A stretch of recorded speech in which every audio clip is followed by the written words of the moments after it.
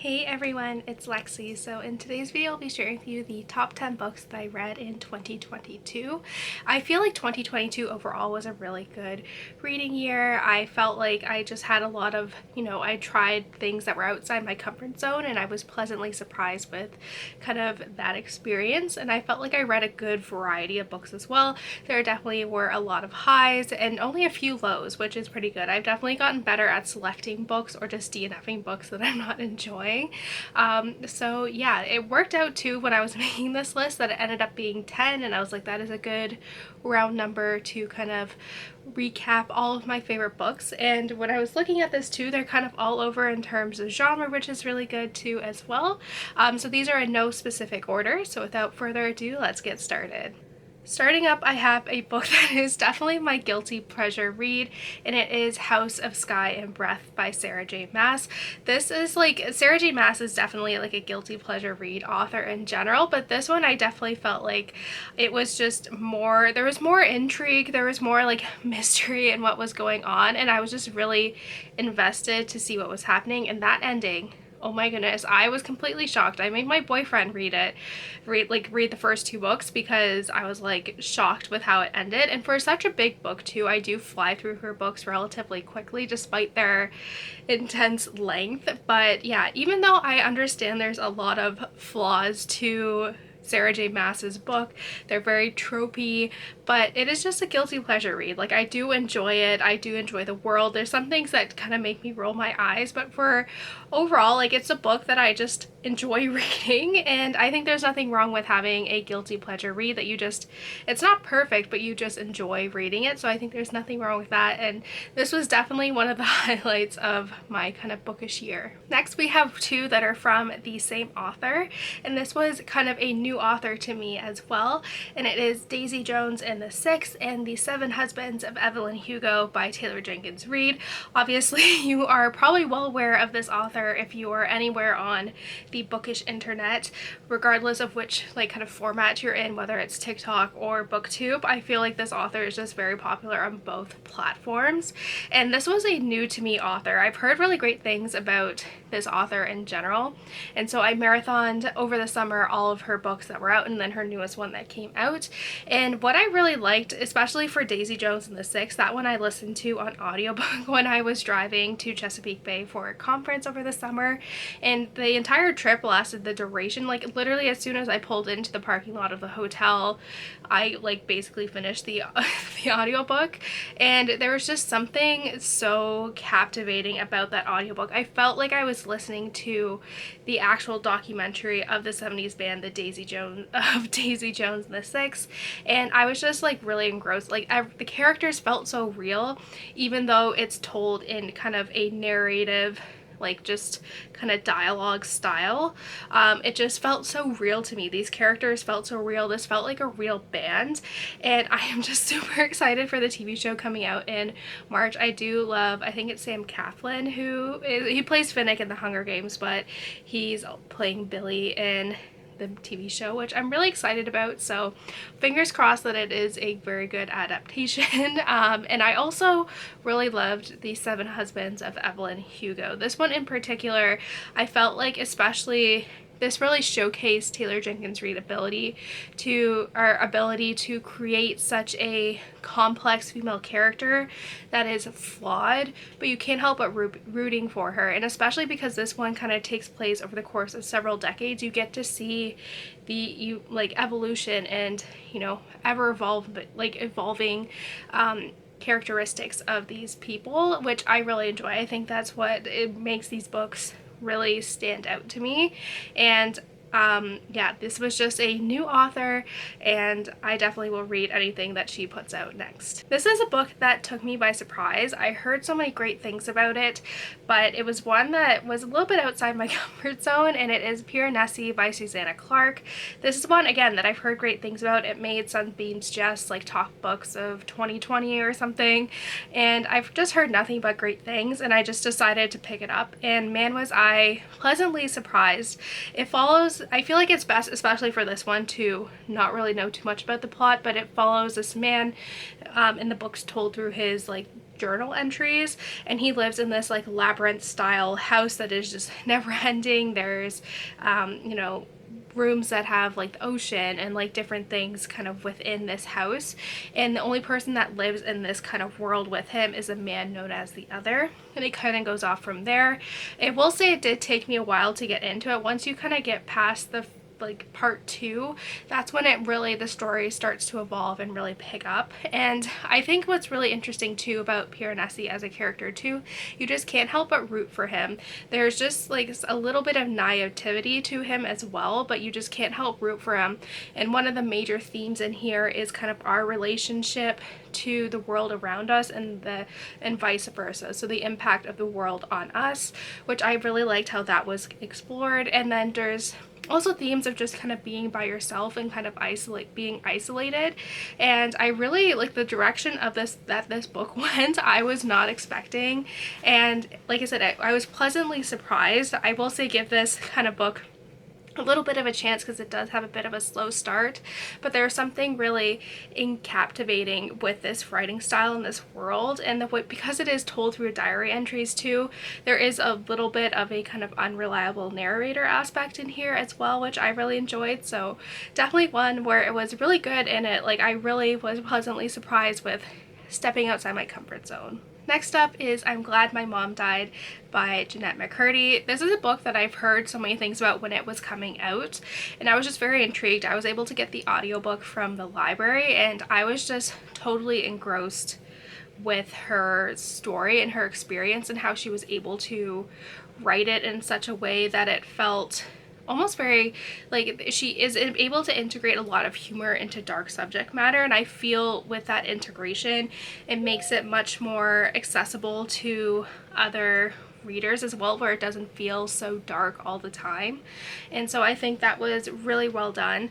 This is basically her memoir talking about her relationship with her abusive mother, her upbringing, and how her mother pushed her to become an actress, and how that led to a lot of like substance abuse, self-sabotaging, all these other things that came about because of her very abusive relationship with her mother. And I feel like it's especially too, I feel like mothers in general within society are put on such a pedestal that you can never really kind of, it's like social taboo to kind of say like some moms aren't just good moms. And I like how she kind of takes that taboo and really turns it on its head and really kind of explores kind of what bad mothers can, the very lasting impact that bad mothers can have on their children. And the audiobook in this one was especially really interesting too, because you can feel the emotion when she's, you know, like basically talking about some of these things, and just you can kind of get her kind of like humor and wit that's integrated into this as well. This book has gotten a lot of praise. It's been on like the #1 bestsellers list for a while, basically since it's come out, but I think it is really well deserved. I think it really kind of pulls the curtain back into childhood stardom and the kind of the darker side to it. So I think it was very brave of her to kind of really kind of leave everything out on the table and be so honest. So yeah, this book, like I read it, my sister read it, my mom read it, like we were all talking about this book because I think it is such an important read. Next up, I have the final book in the Beartown trilogy, which is The Winners by Fredrik Backman. This is a book that was so heartbreaking to read, and I think what is very interesting too with this series as a whole is that you know that this character is going to die basically from book 1, but you don't know how it's going to happen. And what I think really makes Fredrik Backman really shine is his characters and the interweaving of different characters' storylines that don't necessarily you don't really see how they are very connected, but it kind of shows how inadvertently our lives are very much intertwined with the people like within a community. And because this is the last book in the series, I don't want to do much about the plot, but the general synopsis of the first book is that this small town in Sweden, Beartown, is essentially they're kind of down on their luck. They're kind of in a financial crisis in terms of there not being a lot of jobs for people, but the pride and joy of this town is its junior hockey team, and when they finally make it to the finals, everyone is really excited. But a few nights before the final game, the star player is accused of raping the general manager's daughter, and it divides the town and it goes off into there. The first book deals a lot with like rape culture and victim blaming, and there are definitely threads of that throughout. But what I think is really interesting too is that we follow especially these like kid characters who are in high school going through this, and eventually them kind of going like throughout kind of their early 20s. So you follow them through many years of kind of how this one event has sparked so many things down the road, which I think is really interesting to explore. There's also, his writing is very lyrical as well. I kind of describe it, it's kind of the narration style. It's told from a perspective of it's like kind of the narrator knows what's happened to these characters, and you get kind of paragraphs from each book, and each book that same paragraph expands, so you find out more and more as it progresses, which I think is a really interesting kind of literary tool to do, especially with the foreshadowing that is blatantly given to you.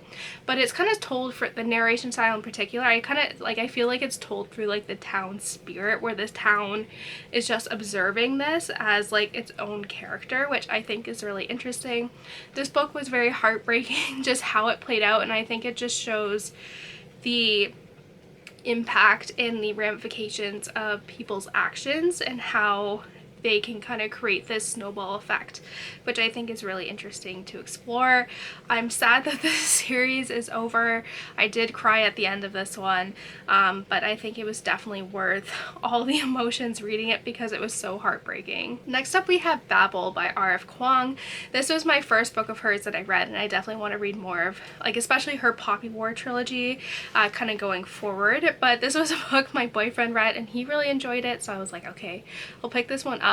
But it is kind of a dark academia intertwined with kind of some fantastical elements as well. So it takes place in the 1800s, and we follow our main character who is adopted at a young age from China, and he's basically raised by a professor of Oxford, and he's training this kid who is bilingual, obviously in Chinese, and kind of teaching him English so that he can become someone who works with the silver. And so there's like silver in this world. If you can use like similar words in different languages, you can basically transcribe those words into silver, and it will do certain tasks like make dams, you know, more efficient, or, you know, factories more efficient, like those type of things.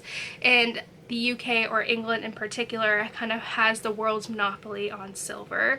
And so even though this kind of deals with the first half of the book is kind of more on the dark academia side, and this main character's experience in like Robin's experience in, you know, going to Oxford and studying, and kind of has that dark academia tropes, the second half of the book takes a really different turn, and it's very drastic, but it basically talks about how violence and colonialism kind of come hand in hand, and how you can't really have one without the other. So despite it being a dark academia and having those kind of tropey themes that go along with dark academia, there is also these other important themes going on in regards to colonialism and racism and all these other things that are intertwined into the kind of like threshold or like overarching kind of storyline of dark academia, which I think is a very interesting kind of way at looking at it. I really enjoy it. The first little bit is slow, but once you get into the second one, I was like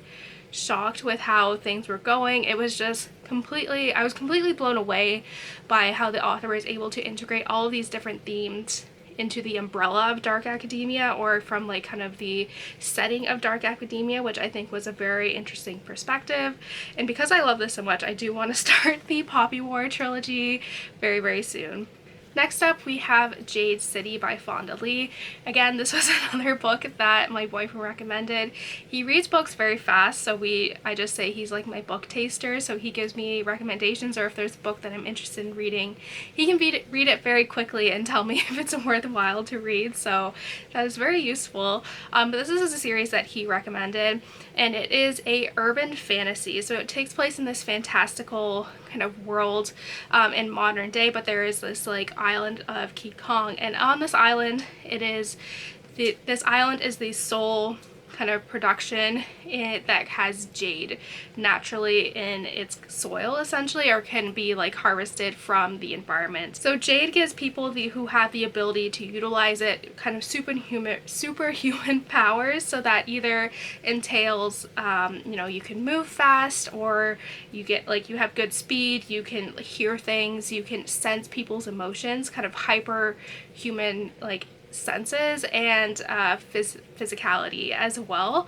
And within this island there are essentially two different clans that have been fighting against each other, and this first one is kind of very much laying down the foundation of the fantastical world in regards to the jade use, but also the political intrigue as well in regards to the two politics between these two clans, and kind of how the author is able to integrate the characters' narratives with all these other themes of like jade and the politics behind these two groups. I think is very interesting. There are definitely plot points in here where I was like shocked, completely taken aback by what was happening, and how the author is able to kind of weave in all these different narratives to one cohesive story. I think was really well done, and you can just feel basically with each chapter kind of the unrest within this city kind of reaching a boiling point, and so you as the reader also get to see the different kind of viewpoints of this political unrest. And so I've heard the first one is like the weakest out of this trilogy, and it just gets better and better.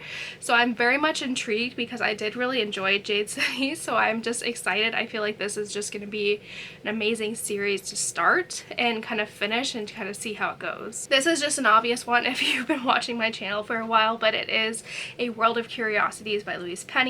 She is by far my favorite author. My favorite series of all time is the Inspector Gamache series. I have an entire video dedicated to why I love it so much, but this one in particular was just, I feel like with each installment I just get more connected to these characters, and this one in particular we follow, and there's kind of like a dual storyline. So the beginning starts out with how Inspector Gamache and Beauvoir, I think that's how you say it, my French is not very good, eventually the first case that they met, and then we get the present day storyline of Myrna, who discovers this hidden wall within her apartment, and within that like hidden space is a mysterious painting called A World of Curiosities, and it goes down from there. But I think what I really like and where this series really shines is how it's like the sense of found family, and I feel like with each book that gets kind of more complex, and just these characters, you get to see them go through so many things together, and that's something I really enjoy. These characters are flawed, they're not perfect, but I really like seeing them come together. They make mistakes, but at the end of the day they're still kind of a family, and I do love the mystery aspect in here as well. I do need to watch the TV show, so once I see it I will let you guys know what I think of it. But yeah, obviously this was just an easy one to throw in here because all the books basically are given 5 stars in this series. And lastly, this is a new kind of murder mystery series that I discovered this year, and is the Thursday Murder Club by Richard Osman. I've heard really great things about this series overall, and so I picked up the first book. I actually read all 3 books that are currently out within this year, and I was just pleasantly surprised. I really think it takes the kind of formulaic murder mystery like genre and turns it on its head with a lot of the tropes in here, and it follows these 5 friends who live in a retirement community, and they basically are in the Thursday Murder Club, where they investigate cold cases or current murder cases that just happen to fall on their doorstep. And I really like how this author is able to not only create such funny kind of humorous moments within the narrative and the, like, the background of a murder mystery, which is kind of just dark subject matter, but also able to, like, I love how he's kind of takes a lot of old people stereotypes and how these characters utilize that to their advantage to get, basically insert themselves into these investigations, and I just really enjoy it. It's just like a fun murder mystery series, and I think if you want to get into this series but you want something not as dark, I think this is a good place to start, because you do have a murder mystery aspect, but there's definitely a lot more light moments and like humorous moments integrated into this, and I think that's what really makes this series stand out, and I can see why this series is very well loved. So yeah, like I said, this was just a fun discovery of the year. So that's it, guys. I hope you enjoyed this video. Let me know in the comments below what some of your top books of 2022 were and all of that fun stuff. So yeah, thank you guys so much for watching. Don't forget to give this video a thumbs up, and I'll see you guys next time. Bye, guys.